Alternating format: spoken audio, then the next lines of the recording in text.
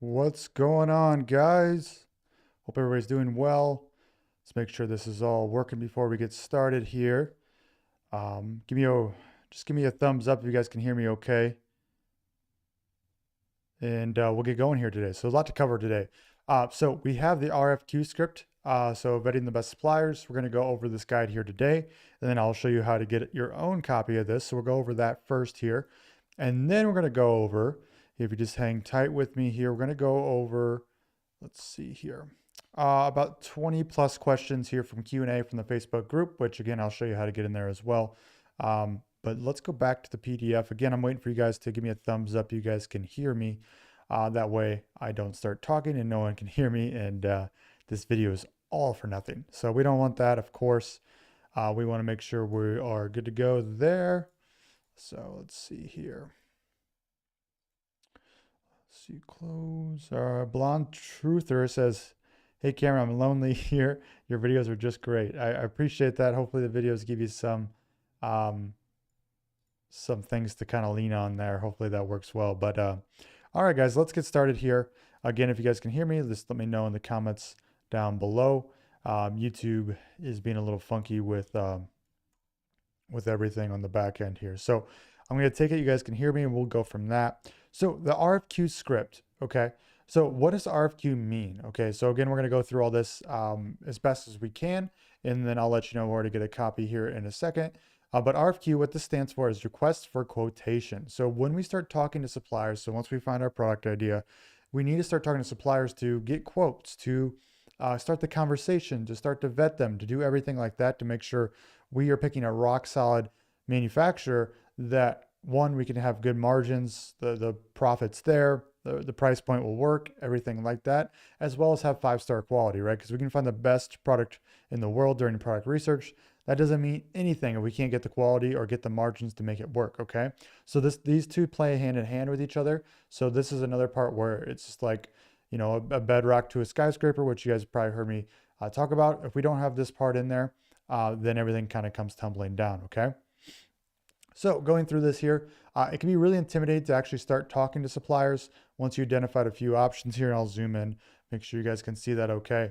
You know, what do you say to them? How do you get them to take you seriously? What if they don't respond? What if their English isn't great? You know, there's a lot of fears based around this, okay? And some of them are true. There's a lot to digest when you're first talking to manufacturers. As I take a sip of my unsweetened tea there.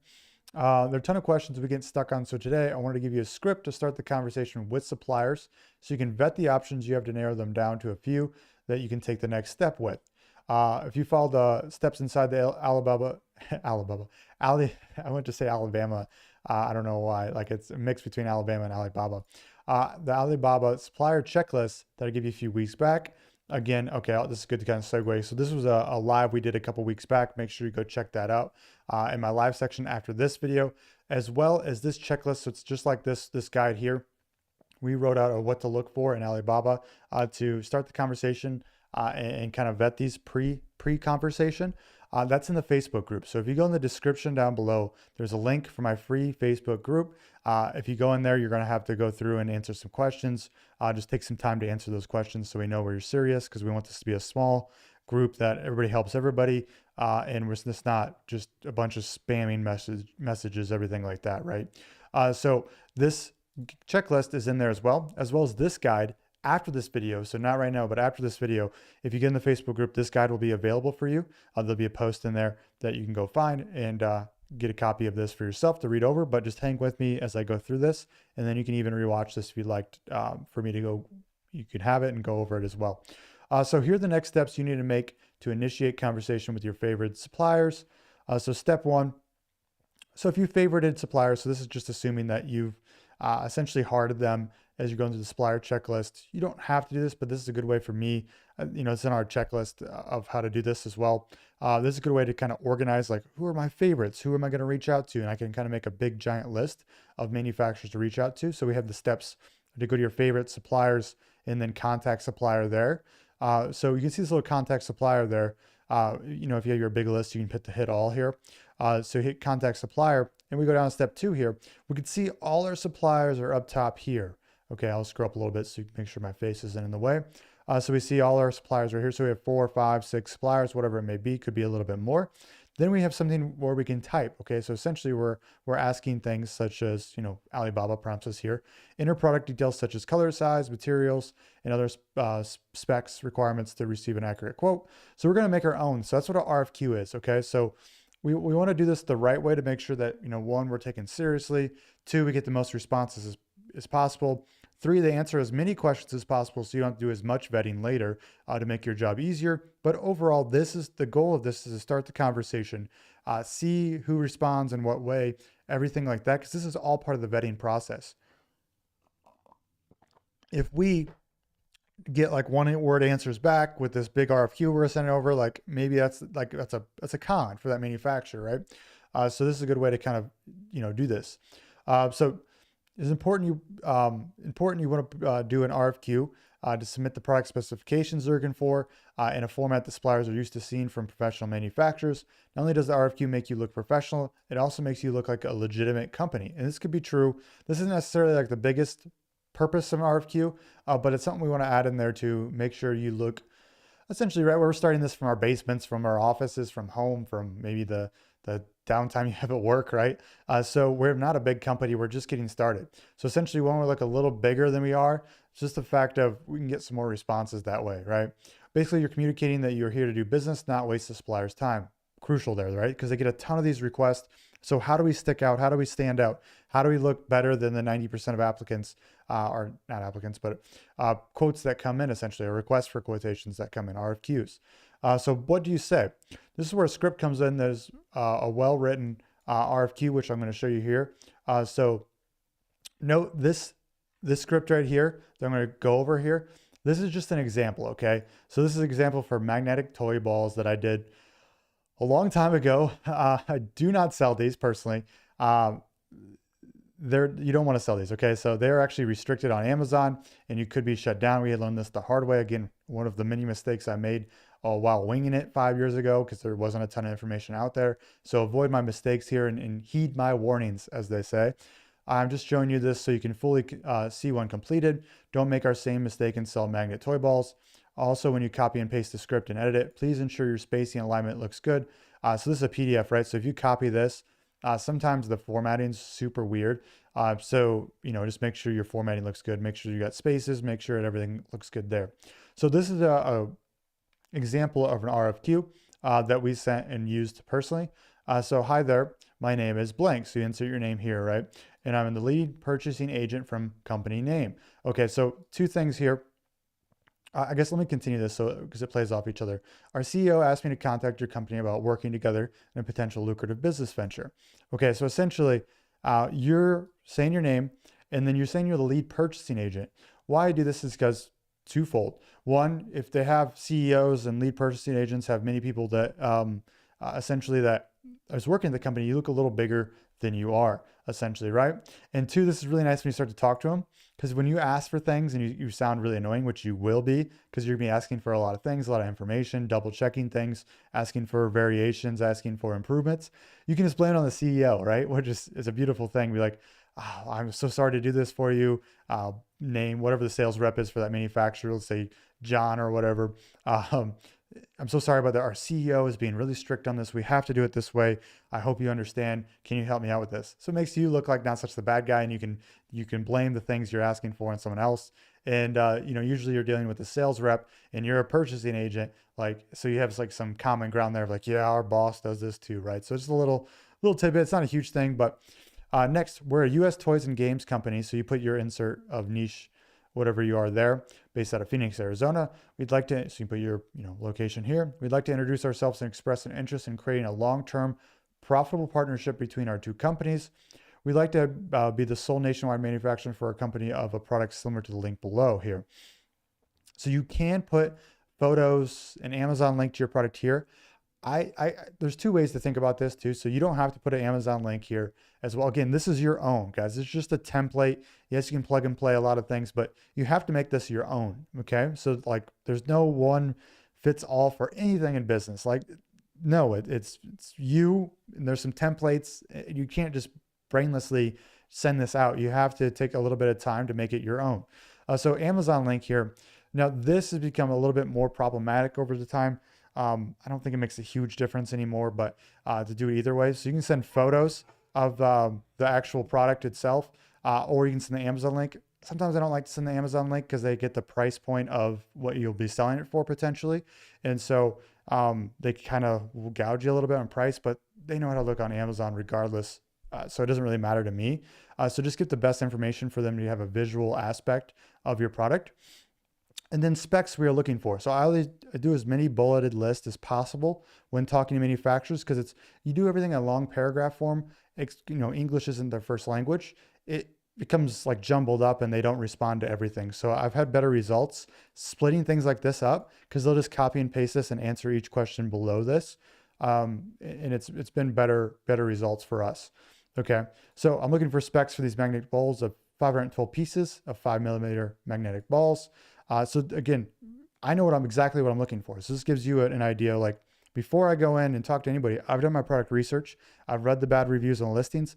I get a great idea of what I'm going to improve on that product, what exactly I want. So you can clearly communicate that to your manufacturer. If you go in here, like I'm looking for this, you don't really know what you're going to change with it. It comes with a slower process, right? So if you come in here and tell me exactly what they are, exactly what you want, that works out too. So we picked this because we wanted to make a bigger version of it.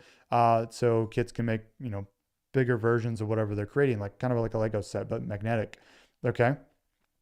2, magnets made of neodymium rare earth material. So essentially we knew what this material was we wanted, and coated with nickel and copper. So we did some research and figured out like, okay, this is the material we want.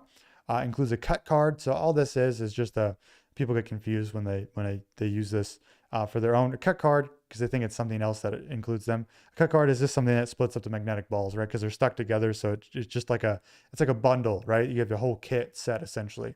So it's a bundle where you have this card where you can separate the magnets much easier. Includes a carrying bag or tin. So quote both if you have both. So essentially I'm just asking like, do you have a carrying bag or do you have a tin? And then if you do, I want to quote for both, because I want to see the price separations, because then that can help us decide, should we just put it in a bag or we should put it in like this nice tin? Okay. OEM packaging and options. So essentially custom packaging and options. I'm asking for like what those are, what you have. And color card insert, which is just a piece of paper or instructions to give more information about my company, how to use the product, maybe a support email, everything like that, right? So essentially, in this case, we want to make a paper insert with instructions. So this is essentially asking for what you want to see if they can make that for you. Next, can your factory meet all those specs? Please provide us details or example photos that show your product, OEM packaging, and cut card, carrying bag or tin, paper insert card. So we're asking for photos of all these things so we can kind of see them visually. Next, do you manufacture these types of magnetic balls? If so, please respond with red text below the following questions. So essentially, this is the first question, like, can you do this? Can you meet all these specs? And so what are the options here? And then after that, I'm asking for, if the answer is yes up there, I'm asking these questions here, right? This is all in the same RFQ, all right? I'm gonna tell you ways you can make this your own here in a second as well. So 1, do you have the ability, so this is like, again, another number list for them to copy and paste and answer below each one. So make sure you number this or bullet this. Do you have I number this one and I bullet this one to have some separation, because these questions are a little bit more important to me to get information right away, where, numbers could do that, where bullets, they're kind of open-ended questions, right? They're not really anything here, but the better the answer here. And this is a good tidbit too, that a manufacturer will never answer all your questions. You're going to have some follow-up questions. Things are going to get missed. And this is a lot, right? Especially if English isn't their first language. Okay. All right, moving on here. So 1, do you have the ability to package our product in OEM packaging, so custom package with our color logo and UPC barcode printed on it? Please explain the type of packaging and how the logo and barcode will be applied. Includes photos if able. So essentially, I just want to see what kind of packaging they have, if they're able to print themselves, and I want to see photos to see how this looks. Next, what is the EXW cost of this product per unit for an MOQ of 500, 1500, and 5,000 units? Please break down the cost for each of the following: EXW price, OEM color, logo, packaging, color, product, paper insert. So essentially, EXW cost, what this is essentially me picking it up at the manufacturer. How much is the cost if I would buy it at your manufacturing location? So I like to get this because I always use a freight forwarder to pick up the goods. So no shipping's involved in the price of the product. I want to see the bare bones cost of the product, okay? Doesn't mean you can't use your supplier for shipping. I just want to see the bare bones pricing, then you can talk about shipping costs later, okay? So I want to see 500, 1,500, and 5,000 units. Why I do this, usually I'm buying 500 to 1,500 when I'm first starting. Maybe now I'm a little bit more aggressive with this, but when you're first starting, when I first started, it's 500, 1,500 max here. I put the 5,000 units in here for two reasons. One, it gets them a little bit more excited to answer this, right? Because maybe they buy 5,000 units. That's a big deal, right? That's awesome. So it makes you look a little bigger. And then two, the price of each product is going to be much more expensive per unit at 500 than it is at 5,000. So I'm going to see the scalability of this product, right? So if I have 500 units, say it costs $3, when my margins maybe are 20%, but if I get to 5,000 units, the product cost me goes down to $2 and my margin's at 35%, right? I want to see that I'm building to my optimal margin right there, okay? And then the price breakdowns, what those are, is I just want to see the price of all their packaging options, their product inserts, to see how much that adds onto the total and what my options are there. 3, what is the lead time to manufacture and package 500, 1,500, or 5,000 units? So lead time is how long does it take to make this product? Is it a 21-day lead time where it takes them 3 weeks to make it? Is it 14 days? Is it 17 days? Is it 30 days? This varies on the type of product you have. So I just want to see how long this will take. 4, what is the shipping information for this product for our freight forwarder? Please include master carton dimensions, master carton weight, number of units in each carton, number of total master cartons, total in units CBM, pickup, factory address, and HS code. So what all this is literally what you need to get a quote from a freight forwarder. So this is how we quickly got information to get a quote from our freight forwarder, to do the math really quickly, to see, again, this is an estimated quote, essentially, because things change over time, and then your location could be different in the, when you ship it to Amazon there. We usually just use the Dallas-Fort Worth address as a good middle ground to get a good quote where we're always within range there. So this information here can essentially get us that quote, and so we can do the full understanding of what our margins will be. Okay, so this is great here. Yeah, if you need more information, go watch shipping video there, or just maybe ask some questions in Q&A there.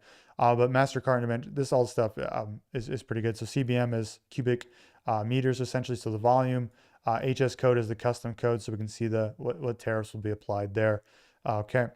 Next, we have the final part of this right here. So please be as thorough as you can in your initial answers, as there will be a large determinant of the manufacturer we select to partner with. So just a call to action there, essentially, to please answer our questions fully. We'll take that into consideration when we're vetting manufacturers.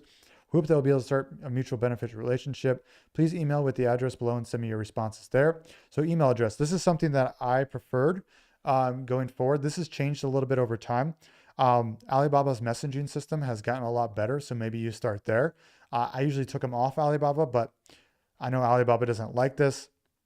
So this could be the first to go, and you can just use the messaging system there potentially. I've seen people and myself get better results with that. And so just to quickly, because it's DMs, right? So it's direct messaging. So you can quickly go back and forth and start more conversations. I will not respond via Alibaba. Please copy and paste your answers to a question directly to email. Please include your Skype contact information in your response email. Please also include general catalog, as we're always happy to start multiple products from one manufacturer as possible. So again, you could take this part out if you'd like. This is up to you. I preferred email, and Skype Messenger actually wasn't like video calling these people. I was just Skype messaging back and forth, and that's the one we preferred. WeChat's another big one as well that you can use, but I would probably, if you're going to be chatting people up, maybe exclude this, but I'm going to leave it here just for people who want to go email. If you're not getting responses from email, I would go back to Amazon's Alibaba Messaging Center, okay? And then thank you, name, everything like that. So one thing to make this own, this little tip here, and what I'd probably do on my next ones is make this a little shorter. Okay. So again, you get the full template here, so you can cut and paste and delete and do whatever you want, right? You have the full template to work with here. I'd make this a little shorter and cut this down here. So, what things, maybe this I, shorten up here, just get a few things that only I need there. This is pretty good. Maybe I asked for the breakdown of the quotes later. But again, just play with this And if you're not getting responses, I make it shorter, and then obviously exclude this if you're not getting responses, okay? Because I get hundreds of these, okay? So step 3, continue the conversation and vet suppliers, all right? So you need to go through here, and essentially what you're looking for is good English, clear answers to your questions, images to show product options and packaging, documents or clear list of costs you need to keep in mind. So essentially, you're just looking for the best responses, people you can communicate well with. This is all part of your vetting process, okay? Things you need to keep track of, preferably in a Google Sheet. So that's what I do personally. That's what all my clients do as well. So questions you ask, pictures of the products they send, cost for product packaging, potential pricing, and any shipping costs. So when you're reaching out to 10 to 20 manufacturers, you need to keep it organized, right? So keep documentation of all the questions, all the data you're tracking, all the answers to this, so you can quickly determine who's the best qualified, who's fitting your criteria, and who's not. Okay, so this is all part of the vetting process here. So after that, after you go down from 15 to 20, you choose your top 2 to 3 suppliers. Okay, so if it's 80 to 90% of your product specs that you want met, fair pricing, good quality conversation, and honestly a gut feeling. Yes. So obviously the data needs to make sense, right? The specs, but also it's kind of a gut feeling who you trust most, right? And that's a good sign to kind of to use there, because sometimes you just don't know. Maybe the specs are all the same. But you get a good feeling working with this rep, working with this company. Like, I enjoy talking to this person. I feel good. I feel like they answer my questions. So there's a little bit of gut feeling there for sure. So you're never going to feel 100% on a manufacturer, especially your first couple ones. So don't expect this at all. Okay. So what I do is I conversate with these people for a few weeks while I'm vetting them. Okay. So I'm making notes. I'm talking to these people over a couple weeks. I'm picking my favorite 2 to 3. When this happens, when I'm just stringing out conversations for 2 to 3, 1 to 2 weeks or so, essentially the ones that are scammers, or maybe they, just don't work as hard or whatever it is, right? Maybe they're not so good ones. They usually drop off because they get annoyed with me because I'm asking a lot of questions. I'm keeping conversations going. I'm hitting them up every night. And so, if they get lazy, they'll stop responding. So that's kind of how goes back to that gut feeling and getting my answers met. People who are there standing after a week or two, I usually have 3 or maybe 4, maybe 2 that are like still standing. Still standing. I was like, okay, perfect. I vetted these people just like that. Okay, conclusion. Now you have your RFQ script. You can start contacting vetting suppliers, which is awesome. Your next steps are getting samples, negotiating a great price, placing your order, inspecting the quality of your goods, and finally shipping your products. Of course, I cover all these steps in extreme detail with coaching and support inside my group mentorship program, Amazon Wealth Accelerator. So if you need advanced help with that, the link's down below, as well as my site, as well as in the Facebook group. So if you guys are interested in that, you can apply for that. It's a small group, so we do get on a phone call with you and make sure it's a good fit for both sides. If not, I'll keep trying my best to give you the most information. But if you need hands-on support, that's where to get it. So the goal of the AWO program, just to let you know too, is to achieve 10K plus months in 6 months. Just again, step by step, to avoid all major mistakes that I made. Again, I've had mistakes up to 15K, mistakes with customs up to 300K. And so I want you to avoid those because I was just winging it. And now that I know how the system works, I wish I would have someone like me to kind of help me out. Again, kind of seems like an ego plug there, but it's true. It doesn't have to be me. You can go somewhere else, another coach you trust. But there are extreme benefits of essentially following step by step here. Inside of the Facebook group, you can also message me if you have questions about the AWA program. I'll make sure to get the information to you there too. So cool, guys, that is it. And so make sure if you want this guide, because we did skip some stuff and you want to go over it again, copy the RFQ, be my guest. You can get that inside the Facebook group. Again, the description's in the link underneath this video, and just apply to get in there. And this will be available right after this video. Okay, so let's go on to Q&A here. And let's get after these questions. Same thing with this Q&A, guys. So if you're in the Facebook group, you get first dibs on answering questions here for the lives. So you just get kind of priority service when it comes to that. First class, right? You're in the first class club there. Let me go check and make sure my stream hasn't messed up by any means here. Okay, looks like we are still rolling. That's a good sign here. Okay, so questions here. Let's get into it. So, and again, if you guys have any questions in the chat down below, let me know. I'll try to get those to you at the end here. All right. So Taylor Birch asks, I'm looking to expand to Amazon Canada, but don't know all the associated fees and what to price my goods as compared to US. Any site would be greatly appreciated. So you can go look at fees by just going to amazon.ca revenue calculator. So you can just, just like, if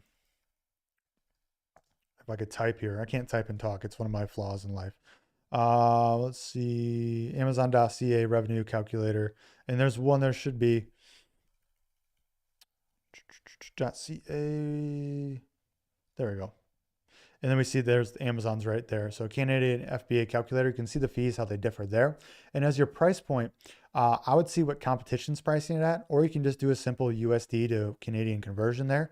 As well, when you have a freight forwarder, right, you got to factor in your shipping cost to Canada. If you're getting it from China and your freight forwarder is just splitting the shipment, it shouldn't be too much more, but definitely I would look into that as well. David Michael, hey everyone, I have a question regarding the tax in America for Amazon FBA. Can someone explain that to me? How much time do you have? Do you have 2 to 3 days to talk about that? Just kidding. Obviously, I'm not a CPA, so I can't give you any tax advice legally here. But most of Amazon sales tax, for that matter, is taken care of Amazon. You can go to TaxJar to see what other states may apply to that, but I wouldn't worry about that until you get to 510K. Again, not advice, but go focus on making money, then worry about the taxes. Same thing for like federal and state taxes there. You are responsible for paying taxes to the US government if you're selling there. If you're in Canada, it's a little different because they have a tax treaty. But if you're in a different country, you will want to talk to a CPA, an accountant here in the States to take care of that for you, or someone locally that has experience of filing taxes there. But yes, you have to be responsible on this, but again, just start selling and then worry about it. Again, not CPA advice. I'm not a CPA and I don't know what I'm talking about.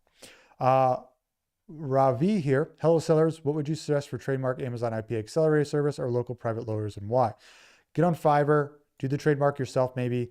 Trademarkia, just Google trademark services. Avoid the IP accelerator. They're way overpriced. So yeah, I have a video literally on YouTube that walks you through how to do it on your own. It's $250 regardless because it's the fee that the USPTO office charges, but I literally do this myself anymore. Huned Khan, I got lots of questions here. Let me see if I can help.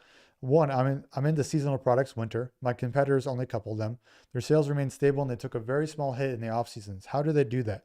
My product and their product has no difference and my product has more features than theirs. Yeah, I don't know. I'd have to see the product to answer that more in depth, but I'm guessing they're just more established than you. And they're probably, so what happens in seasonal, right? So say I kind of look at seasonal based off search volume, right? So say during the non-winter months, they get 2,000, your main keywords get 2,000 searches per month, okay? And during the winter, you get 20K searches per month. That's how seasonal works. It's just this huge flux and there's pros and cons to that, right? So maybe you got attention during winter because there's 10 times more traffic. And so more likely people are seeing your product just based on the huge influx of that, okay? Whereas in the off season, there's very small remaining traffic left. And so maybe they're just at they're ranking 1, 2, 3, whatever it may be, and they're more established than you. So they're just capitalizing on that remaining stuff and you're kind of left behind. So that'd be my first guess, but again, I have to see the product. 2, would you suggest a launch product which has a search volume around 3,000 to 5,000 throughout the year? Yes, I think that's fine.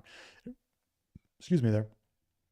And if the product is already launched with brand registry, would it be able to sell out 120 units in a month or so? I don't know. It depends on your skills, depend on your listing. This means nothing if you don't take the time to make a good product, have a good listing, have good photos. So that means nothing to me. 3, what is the ideal search volume number in your view? Actually, where you're at is pretty ideal. It's actually a little bit aggressive, but it depends on how big your budget is, what the market looks like, everything out, and the surrounding keywords, right? So if, some keywords have like one keyword that call them and show those keywords, and some have like 16 things people can search to find the same product. So we can essentially need to combine all the keywords that people use to find that product in one before I really know. 4, can we launch products simultaneously in Canada and UK also while having an account only for US? Yes, you can. So just make a global account essentially and register for these marketplaces. Oscar Leon, hey bro, you rock, by the way. Thanks, dude. Rock on. Do you start PPC right when you launch or do you wait to get a decent amount of reviews and then do PPC? I start PPC right away, but I'm a little bit more frugal with it, a little bit more conservative. I double down on what works. I cut what that doesn't. And then, yeah, but I start right away. So PPC, it depends on your marketplace and competition, everything like that. Sometimes it's more doable in the beginning. Sometimes it's not. So sometimes you need to go back to the drawing board there. Oscar, what is the early reviewer program? Do you use it? This is gone anymore. So there used to be a program where you can get early reviews. I use the Vine program now. So get a trademark, get in the Vine program. You can get up to 30 reviews there. Mark, so let's go. Mark K. Haston. How do I get an Amazon UK if I'm registered in the US and you assist in the US? So just go to your marketplaces and apply. So you can literally just go to Amazon marketplaces,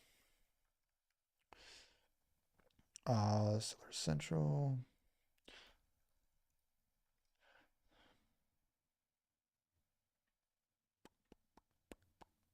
Let's see here.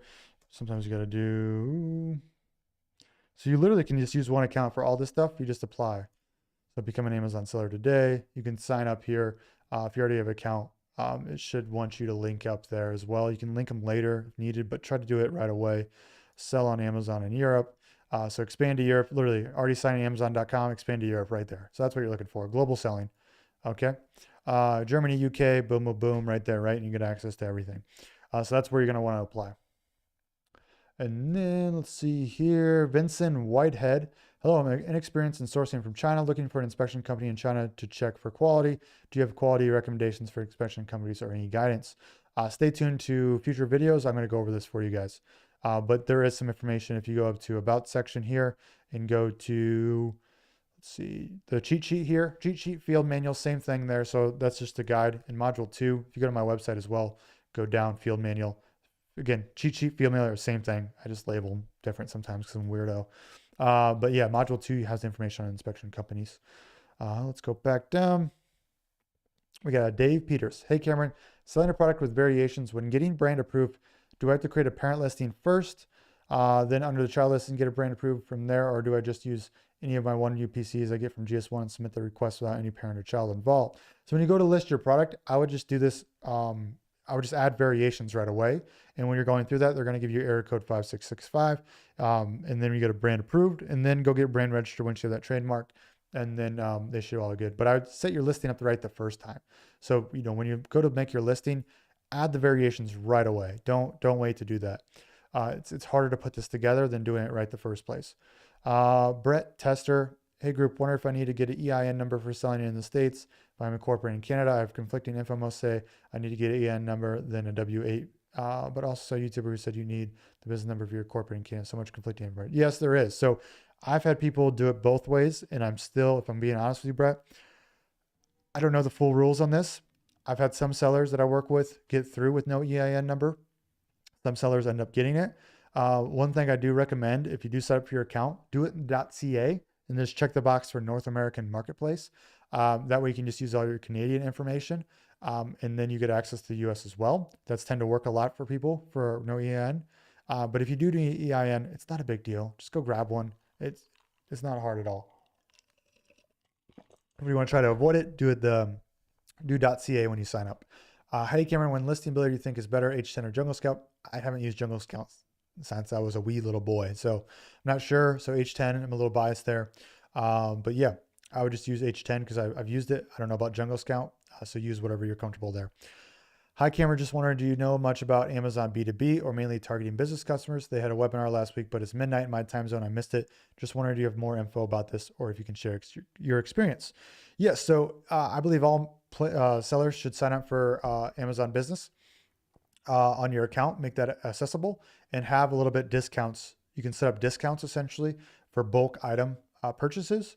Set this up, depends on the product. Some products you're going to get 0 sales with B2B, but if your product is good for businesses, you're going to see that. People can actually send you quotes too. So say they want 500 units, they're going to give you essentially like, hey, can we get 500 units? How much is that going to cost? And you give them a quote and you can sell there. So depends on the product here, but yes, sign up, doesn't hurt at all. And our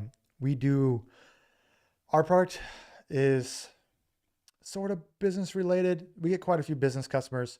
I personally have an Amazon business account because you get wicked good discounts for a lot of things. So yeah, sign up for it. Let's see here. Dave Peters. Do you suggest I have more than one brand under the same central profile, or do we suggest opening a separate Seller Central account? If they're small brands, do it under one account. Yeah. It's more of a hassle having multiple accounts. The only time I have multiple accounts anymore is if they're one, I'm going to push a brand a lot harder than a normal person and have a product line, everything like that, for scalability. But if you have like 2 products for each and they're, between, if you're under like 7 figures a year, I would just do it under one account, essentially. It's easier to manage. One more, I sell a bundle that nobody else sells, and I kind of want to have a contract with my manufacturer so they only sell a bundle to us. How can I create a contract? I'll just Google it. I do supply a contract some places, especially in my private group, but doesn't mean it'll be protected. Yeah, you can also look into copywriting, design patents as well if you really want to protect it. Andrew Stutzman. This is the second UPC I got from GS1. It's still doing this. Anyone knowledgeable with this issue? First UPC I got was good. You might need a letter of affiliation. So I'd make a case for this. I did get the result with Amazon. It was a little error on my GS account. I had to wait 24 hours after UPC purchase. Yes, usually have to wait 24 to 48 hours from GS1. And then if you have any spelling errors with your brand name, everything like that, that could cause issues because it is a database they're pulling data from. Let's see, Usama. Hey, Cam, got a few questions for me. More like 4, you animal. Okay, never mind. Sorry. Q1. When is the right to register for the Vine program and start PPC? Right when you get the product launched. I get the Vine program, PPC, get it going right away. So I get registered if your products are on the way for sure. If I get product ID exemption, can I still own the product under my brand or does it go into generic? You still can get brand approved for this. I'm not sure about brand registry though. I'm guessing yes. Do you have a preference over research tools? I like Helium 10. If you need a discount code, you can use that one here in my about section as well if you're going to use it. But again, I think these are all good tools, so whatever is best for you. ManCam, oops, I've skipped some questions there, did I? On Jungle Scout Helium 10, how accurate the money sales revenue? I've seen some seller list only a week ago. Their monthly sales show over 100 revenue. Yes, so that's why I do a lot of I-99 tracking. We can't fully rely on software because these are just estimates based on these little equations based on BSR, which is not perfect, right? Because Amazon will never share their exact sales for products with people. All right. Hey, Cameron, any good advice or ways to improve new product sales? I listed a new product half a month ago or 1.5 months ago. FBA finally received it 2 days ago. I'm able to start selling. Still no sales for so far. Instead of pouring money into PPC, I already did some. What else do you think I do for first sales, more sales? Already improved my pictures, my keywords, price competitive with 10% on Q, but still no sales. So PPC is probably the best way to get your first sales, but if no luck yet so far, maybe you're doing something wrong. Maybe you don't have the skills yet. It's a skill. You need to build it up. It's just like, being mad that your TikToks aren't going off. Well, it probably takes you a month or two to messing around with it, getting good at it, putting in the reps to get good. Plus you have no reviews, no sales history. PPC is harder too. So it gets easier over time. You got a coupon on there. Friends and family would be a good way to get started, get some reviews, get in the Vine program. And then you could possibly do like TikToks, external traffic, but I'd work on getting some reviews and everything like that in there. But depends on your product too. So if your product is in a really competitive category, you could just be screwed. So essentially what I'm saying, I'm not trying to be rude. Essentially, like if I don't know anything about your product, it's really hard to say because every product, every field, every person, depending on their budget, their skill set, it's a different avenue to launch a product. Andrew Stutzman. I maximized my first FBA inventory on my first product, so now I can't add more than 125 cents on set of product that's done and ready to ship. Got some order quantity learning experience for me. PS, after a confirmed shipment of my first order, Amazon decreased my inventory space to lower amount when they have been shipped in. Hopefully they won't chase me around and muddy the barn here. Yeah, so 3PLs are getting more handy as far as like having third-party logistics companies to hold your inventory and trickle it into Amazon. If you live in the States or live in the marketplace, you can put them in your garage. You can have a storage unit and just trickle that inventory in. Marianne Dwyer, I think I read somewhere that when you first started getting started on Amazon Handmade, I have no reviews. I think I read somewhere that when you are first getting started on Amazon Handmade and have no reviews, that you can invite people who have purchased your product in the past through other stores to leave a review on Amazon platform. Does that sound right? Yeah, so you can do they're unverified reviews. So you can get like a couple a day. I wouldn't push a ton of people, just a few people here and there. They're not as weighted as much as verified reviews. So people who actually bought your product. But yeah, you could definitely try that. Usama, is it possible to request a restock limit increase? Yes, you can. They're pretty strict on this, but yeah, you can do that, make a case. I have a 5-product list, and when I try to create a shipping plan for the latest product, instead I reach my restock limit, do I switch to FBM since I can't stock in Amazon? You can, or just get a 3PL. Cool, guys. Let me go over to the chat here. Anything else? All right, let's answer some questions here. And then, yeah, so dedicated one. If the item has a high enough sales rank, does the saturate still matter? Yes. Yes, it does. But there's pros and cons, right? Like it's all relative, right? Supply and demand goes like this. It's a curve, it's a graph. So it's really just if it's below the line or above the line, right? So it just keeps expanding as you go up that line.